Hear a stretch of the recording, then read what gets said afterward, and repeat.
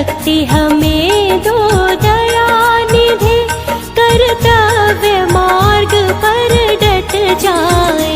वह शक्ति हमें दो दयानिधि, कर्तव्य मार्ग पर डट जाए। पर सेवा पर उपकार में हम निज जीवन सफल बना जावे। पर सेवा पर उपकार में हम निज जीवन सफल बना जावे। वह शक्ति हमें दो दयानिधि, कर्तव्य मार्ग पर डट जावे।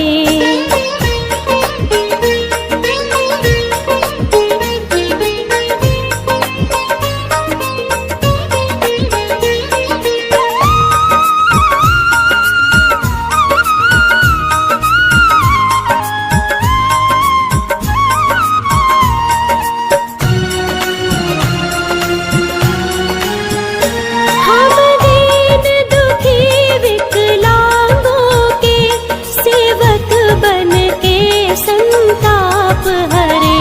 हम दीन दुखी विकलांगों के सेवक बन के संताप हरे। जो हो अटके भूले भटके, जो हो अटके भूले भटके, उनको तारे खुद तर जावे।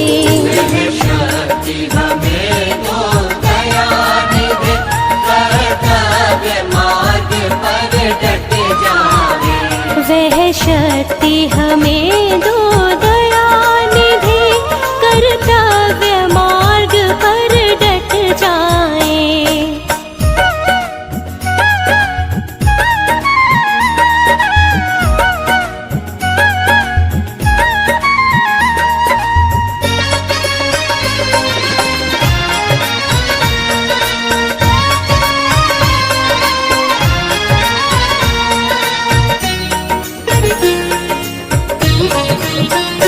छल दंभ द्वेष पाखंड झूठ, अन्याय से निस दिन दूर रहे।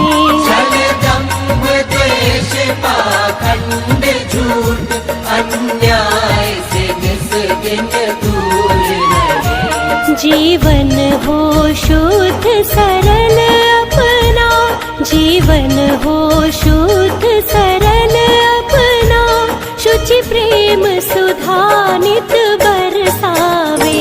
वह शक्ति हमें दो दयानिधि, कर्तव्य मार्ग पर डट जावे।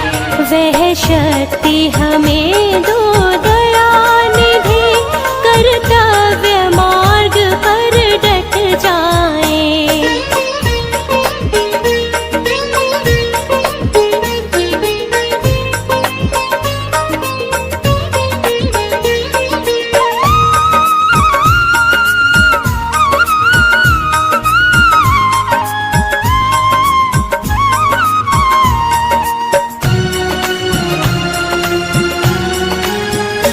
निज आन मान मर्यादा का प्रभु ध्यान रहे, अभिमान रहे।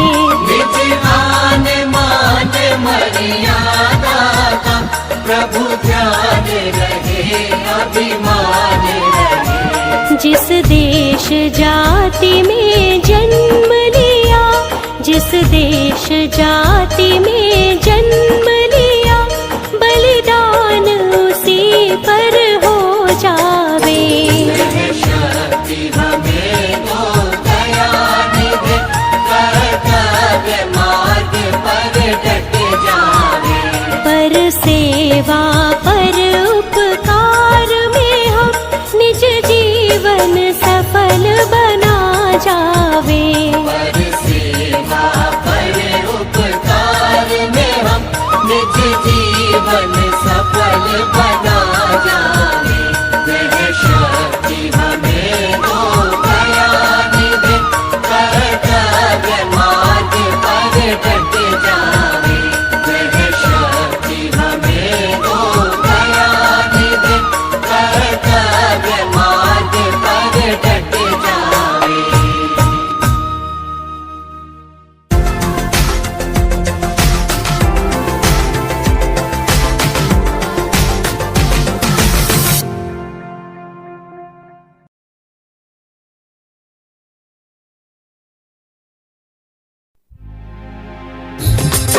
आई भैया, हम सिंगर सूरज सवेरा, हम आप सबको उस समय की बात बताना चाहते हैं कि जब बाबा साहब ने संविधान लिख के आ रहे थे तो सारे बहुजन लोग देख के बाबा साहब को क्या कह रहे थे, आइए हम गीत के माध्यम से आपको बताना चाहते हैं।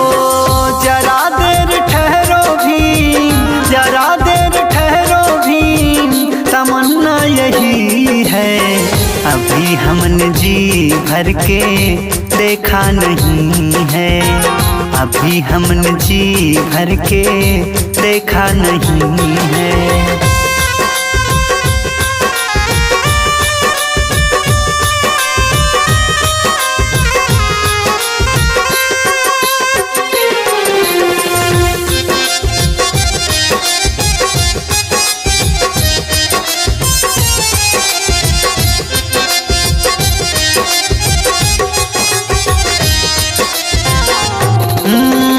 भीमू जी के आने से खुशियाँ है छाई, भीम जी के आने से खुशियाँ है छाई, मिलजुल के आपस में आओ सब भाई, मिलजुल के आपस में आओ सब भाई।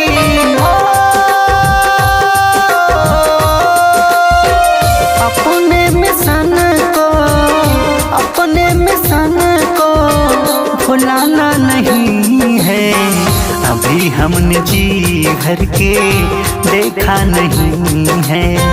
जरा देर ठहरो भी, जरा देर ठहरो भी, तमन्ना यही है, अभी हमने जी भर के देखा नहीं है, अभी हमने जी भर के देखा नहीं है।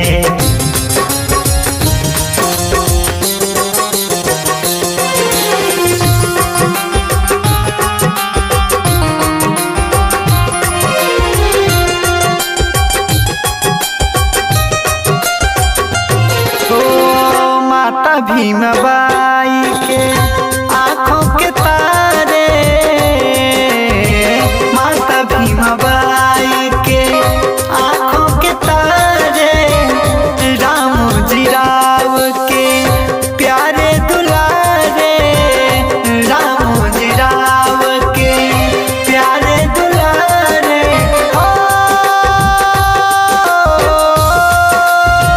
बाबा साहब को अपने, बाबा साहब को अपने भुलाना नहीं है, अभी हमने जी भर के देखा नहीं है। जरा देर ठहरो भी, जरा देर ठहरो भी, तमन्ना यही है, अभी हमने जी भर के देखा नहीं है, अभी हमने जी भर के देखा नहीं है।